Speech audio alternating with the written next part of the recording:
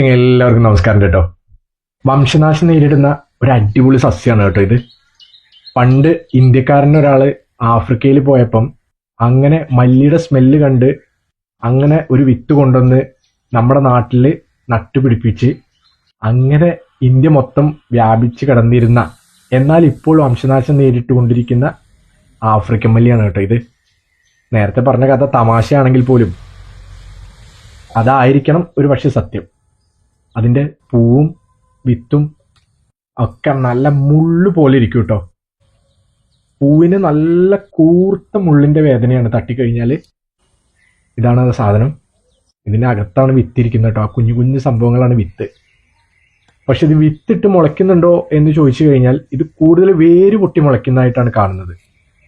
പക്ഷെ സ്മെല്ലെന്ന് പറഞ്ഞു കഴിഞ്ഞാൽ അപാര സ്മെല്ലാണ്. നമ്മുടെ മല്ലി ഉണ്ടല്ലോ, മല്ലിയേക്കാൾ ഒരു പടി മുകളിലാണ് ഇതിൻ്റെ സുഗന്ധം എന്ന് വേണമെങ്കിൽ പറയാം.